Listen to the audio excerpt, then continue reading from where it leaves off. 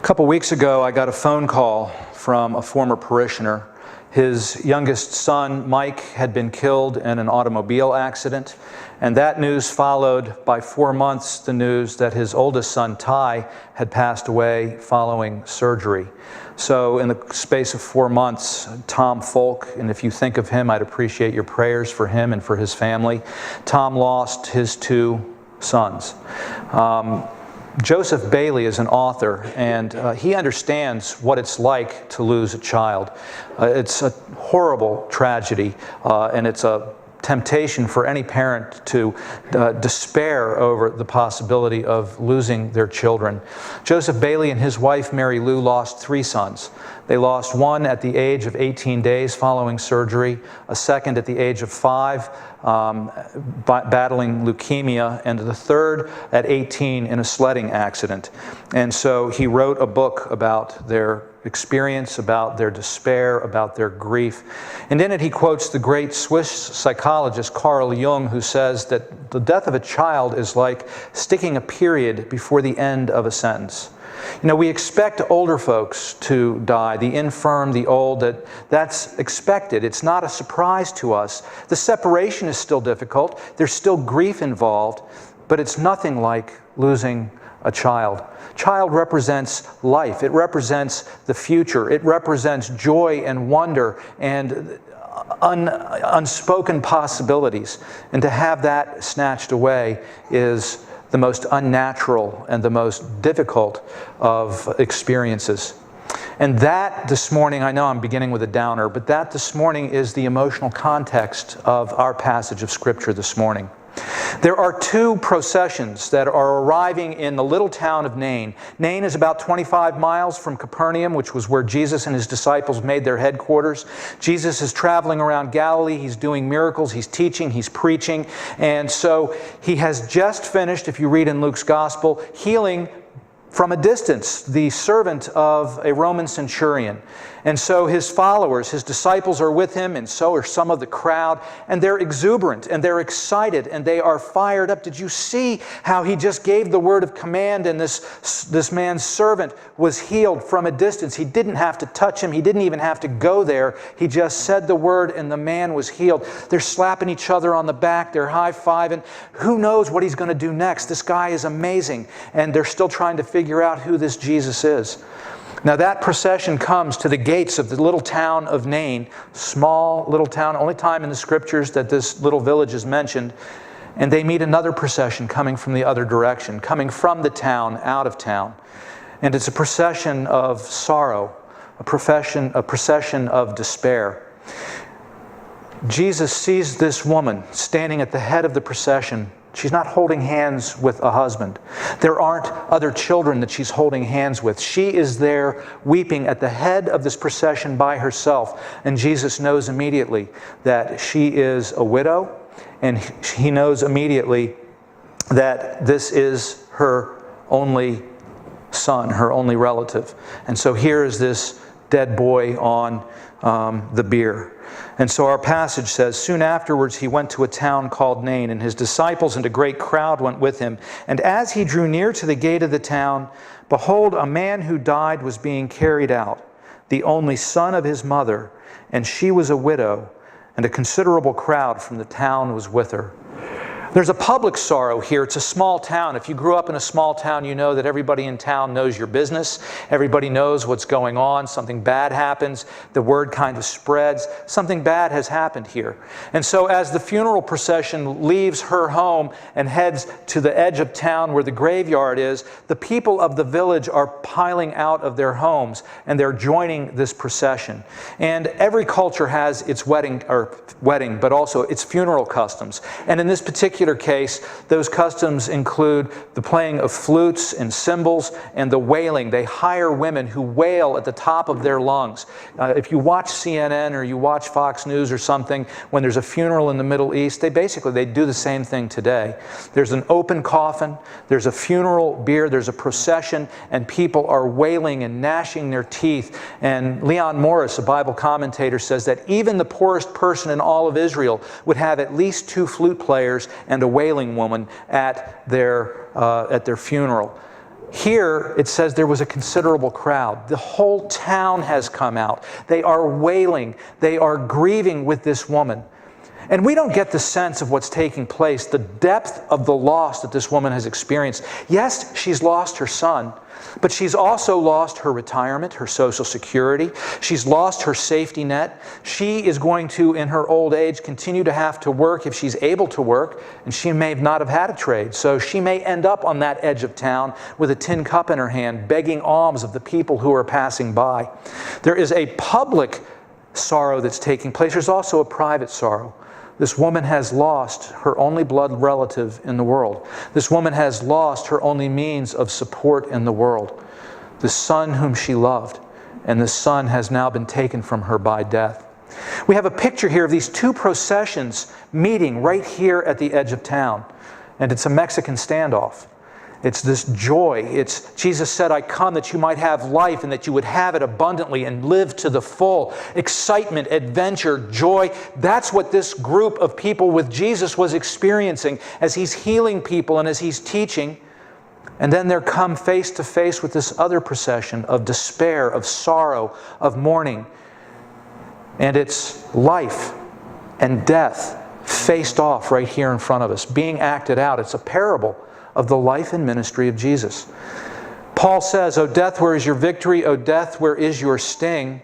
That death is swallowed up in victory. That Jesus is going to show us that death doesn't win, despair doesn't win, sorrow doesn't win. That life does, and joy does, and adventure does, and excitement does. I'd like to travel when I do a funeral with a funeral director sometimes. Depends on the funeral director, but some of them are actually pretty funny guys, and I like to sit in the hearse with them and ask them questions like, what's the worst funeral you've ever done? And, they tell me these stories that I'm just like, I can't believe these stories. But one of the things that really bugs them all is the coarseness of our society, the unwillingness of people in their own lives and their own focus and their own busyness to stop for a moment in the presence of a funeral procession and let it pass by. No, they've got to break in. At the church that I came from, our graveyard was adjacent to the church. So we would go out the side door of the church onto Bear Road, and we would walk behind the hearse to the plot where the burial was going to take place. And people, it's a public road, but people can't wait 5 minutes for this funeral procession to go to the graveyard. They pull in the midst of the people that are following the hearse, or they're coming in the other direction. And, the speed limit's 25, but they're going 40 miles an hour down on the, just that close right by us. It's kind of inappropriate for people to interrupt a funeral, but that's what Jesus does right here. It was equally inappropriate in his day. So the next verse 13 says, verse 12 at the end. Verse 14, I'll get it. And then he came up and he touched the bier, and the bearers stood still.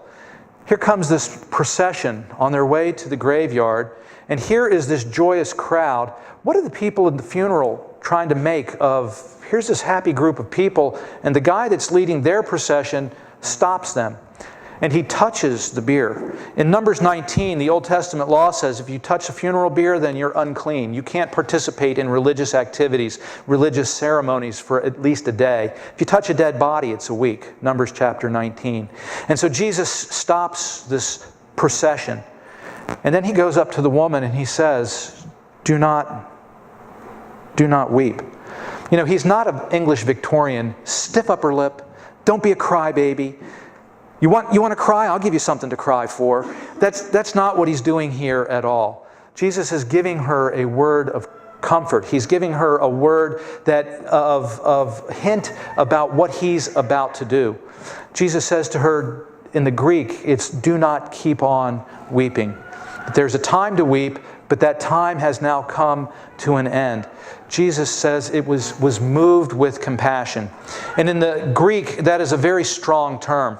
Our culture says the seat of our emotions lies in our hearts. So some translations say that Jesus was moved in his heart with compassion. But in the Old Testament, in the Hebrew mind, that the seat of the emotions was the viscera, the guts. It was the bowel. And so it would clench. Jesus saw this woman in her sorrow, in her despair, and he was physically moved, gut-clenching experience of compassion and pity for this woman before him. You know, that's who Jesus is. If you ever participated in a Bible memorization contest, and I'm sure that you memorized Luke 11:35, Jesus wept. I memorized a verse, Jesus wept. 2 verses before that, though, is Jesus, and he's seeing Mary and Martha weeping at the loss of their brother Lazarus. Again, the same sorrow, the same despair, this pain, this separation, this loss that they're experiencing. It says he was moved in his spirit. Now that word in in John's Gospel, John 11, is the sound of a horse snorting. It's the exhalation of a breath. Jesus is one who is full of compassion. And his compassion isn't mitigated by his own sinfulness and selfishness like ours is. About a year ago, I did a funeral at my other church, and the family sharing time during the funeral, one of the daughters of the deceased got up and used that time to excoriate her siblings. You didn't love Mom as much as I did, and you're not as good a child as I was, and it was all about her. It wasn't about her mother who had passed away. In our sinfulness, in our selfishness, everything we experience in life is through the lens of us, of who we are. But Jesus didn't have that problem. Jesus was sinless. And Jesus was selfless. And so he saw this woman in despair. He saw this woman in sorrow. And there was no filter on his pity. There was no filter on his compassion. His heart went out to her. He physically clenched when he saw her. And he comes up and he says, "Woman, do not weep." And he stops this funeral procession in its path. I've been staying with John and Carol Alexander, and he's a retired heart surgeon. And dinner conversation at their house is often very interesting because it often has to do with medicine and medical procedures. And so we were sitting having dinner, and John was regaling us with the story of a pioneer of a surgery that was done on infants. There used to be a thing called blue baby syndrome, that the plumbing of the heart wasn't done correctly. The technical term is tricuspid atresia. There's a tricuspid valve in the artery system. And so when it doesn't work the way it's supposed to, the baby is blue and has a blue cast to its skin color. And so this doctor was pioneering this technique, and he thought he'd figured out a way to help these children. But it was an invasive procedure. You've got to crack the chest open. You've got to get your hands in there. And his anesthesiologist said, "I'm not sure that this isn't malpractice. I'm not sure that I want to participate in this. You can have my intern. He'll come and be the anesthesiologist for this surgery, but I'm not coming anywhere near this." And so he opens this child up, and as soon as he corrects the plumbing in the heart, he said it was like flipping a switch. Just like that, the baby pinked up. The baby went from blue to pink, just like that. Well, that's what we see happening here with this boy in this funeral procession on the bier here. Jesus puts his hand on the bier and he stops it. And he said, "Young man, I say to you, arise." And this corpse that was gray and ashen in death suddenly pinks up and is again the picture of health. At the word of his command, he says to this boy, "Young man, I say to you, arise." And death is overturned. Death is cast aside. You know, in some of his lesser miracles, Jesus would give people a wet willy. He'd put his fingers in his mouth and then stick them in their ears, and then the deaf could hear, or he'd spit in their eyes, or he'd touch spit from his mouth to their tongue, and now they're able to speak. But here he go through any procedure. He doesn't act something out for the crowd. He simply says to this young man, "I say to you, arise." At the word of his command, he pinks up and he becomes alive again. You know, that day is coming for all of us. You know these verses from 1 Thessalonians chapter 4, 16 through 18. "For the Lord himself will descend from heaven with a cry of command and with the voice of an archangel and with the sound of the trumpet of God, and the dead in Christ will rise first. Then we who are alive, who are left, we will be caught up together with them in the clouds to meet the Lord in the air, and so we will always be with the Lord. Therefore, encourage one another with these words, that the day of resurrection is coming, that Jesus will leave the throne at the right hand of his Father, and he will give the command to the dead who are buried at the roots of the mountains, the dead who have been lost at sea, and he will give the command, arise, and the dead will rise up just like that boy did.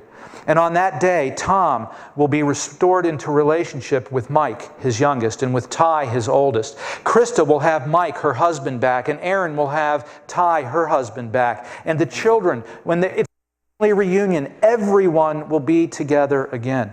It's a day that we can all look forward to. Paul says, encourage one another with these words. What Jesus did in Nain on that day, on that afternoon, Jesus will do again. And he will call forth the dead, and we will rise in our resurrection bodies, and we will be with the Lord always, and we will be with one another again. That's what he did with this young man. And the dead man sat up and began to speak, and Jesus gave him to his mother. I'm not sure why the lectionary did what it did this morning. Jesus is in Zarephath, and he has this old woman.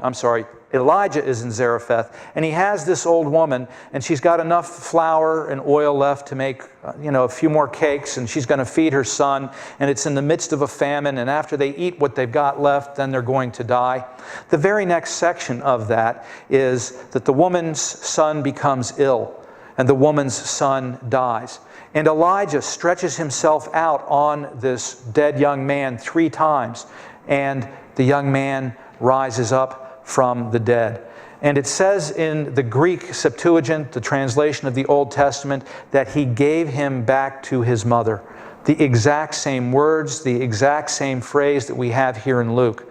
In the introduction to the reading this morning, Marjorie told us that some believe that Jesus was Elijah or an Old Testament saint come to life, because Jesus does exactly what Elijah does, except it's greater. He doesn't have to lie across the dead body to resuscitate it. He simply gives a word of command. Scripture tells us, the book of Hebrews, that Jesus is the same yesterday, today, and forever. The Great Thanksgiving in the 1928 prayer book at our first service has a line that I love in it. It says, God's property is one always to have mercy. And we see that with Jesus. Here he is with his crowd, excited, happy, exuberant, meeting a crowd full of despair and sorrow and loss. And he vanquishes the sorrow. He is a God who is full of compassion. He meets people who have experienced loss of a relationship, loss of a spouse, loss through death. He meets people who are hurting because they're depressed and they can't even come up with one positive thought. The same Jesus who saw the extremity and the pain of this widow from Nain is the same Jesus who looks down on us with that same heart of compassion. And not only is he all compassionate, but he's also all powerful. The day hasn't arrived yet when, in its fullness, death will be vanquished. But the day is coming, and the promise is made that we are to encourage one another with the words that he will eventually vanquish death, that we will all be brought back together again with our loved ones, that we will have a family reunion, that sorrow will be set aside, and loss will be set aside, and betrayal will be set aside. So no matter where you are this morning, this same Jesus is here, and this same Jesus' heart is moved by that same compassion. If you're hurting, if you're in despair, if you're in pain. Let's pray. Heavenly Father, we thank you for the Scriptures and how they point us to Jesus and how they reveal not just who Jesus is, but who you are and what you are like. That he is the exact representation of God, that he shows us who you are, a God full of love and mercy and compassion. Lord, for those that are here this morning, that are hurting, that are in pain, that are experiencing loss, Lord, I pray that they would experience your love and your compassion, and that they would call out to you in their need and in their extremity. And I pray this in Jesus' name. Amen.